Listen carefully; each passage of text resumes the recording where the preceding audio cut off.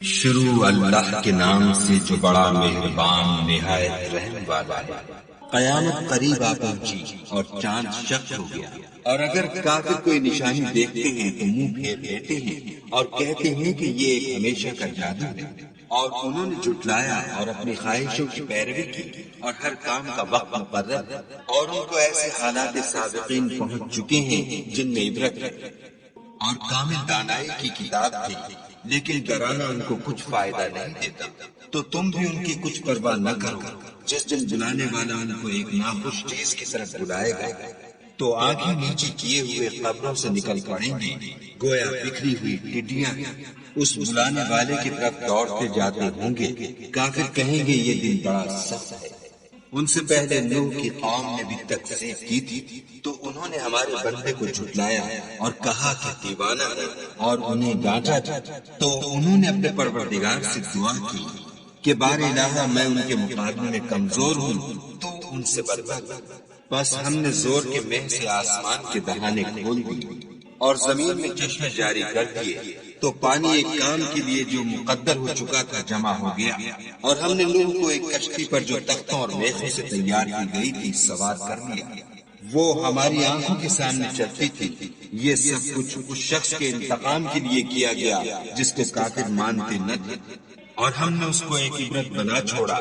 تو کوئی ہے کہ سوچے سمجھے، سو دیکھ لو کہ میرا عذاب اور ڈرانا کیسا ہوا۔ اور ہم نے قرآن کو سمجھنے کے لیے آسان کر دیا، تو کوئی ہے کہ سوچے سمجھے۔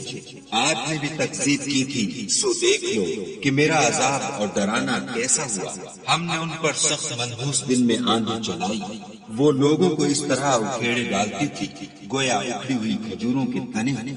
سو دیکھ لو کہ میرا عذاب اور ڈرانا کیسا ہوا۔ اور ہم نے قرآن کو سمجھنے کے لیے آسان کر دیا ہے، تو کوئی ہے کہ سوچے سمجھے۔ سمود نے بھی ہدایت کرنے والوں کو جھٹلایا اور کہا کہ بھلا ایک آدمی جو ہم میں سے ہے ہم اس کی پیروی کریں؟ یوں ہو تو ہم گمراہی اور دیوانگی میں پڑ گئے۔ کیا ہم سب میں سے اسی پر وحی نازل ہوئی ہے؟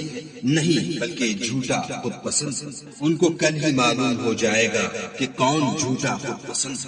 اے صالح، ہم ان کی آزمائش کے لیے اونٹنی بھیجنے والے ہیں، تو تم ان کو دیکھتے رہو اور صبر کرو، اور ان کو آگاہ کر دو کہ ان میں پانی کی باری مقرر کر دی گئی ہے، ہر باری والے کو اپنی باری پر آنا چاہیے۔ تو ان لوگوں نے اپنے رفیق کو بلایا اور اس نے اونٹنی کو پکڑ کر اس کی کونچیں کاٹ ڈالی۔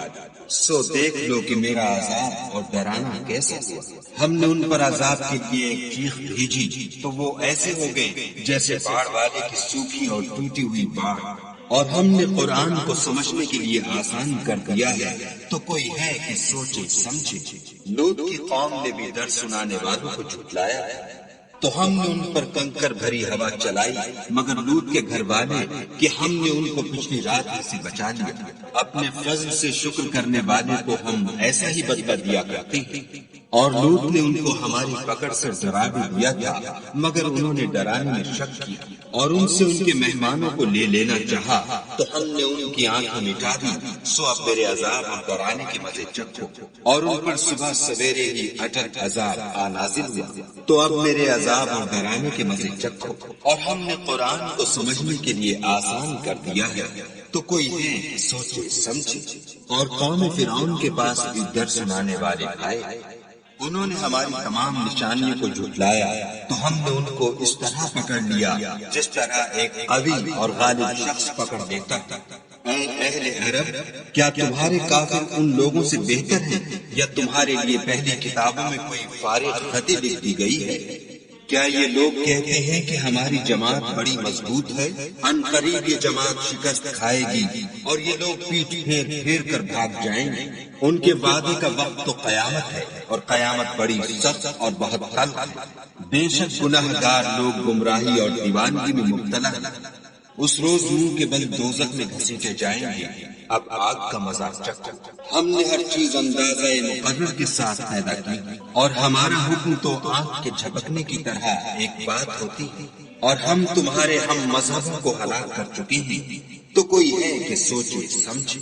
اور جو کچھ انہوں نے کیا ان کے اعمال ناموں میں مندرج، یعنی ہر چھوٹا اور بڑا کام لکھ دیا گیا۔ جو پرہیزگار ہیں وہ باغوں اور نہروں میں ہوں گے، یعنی پاک مقام میں، ہر طرح کی قدرت رکھنے والے بادشاہ کی بارگاہ میں۔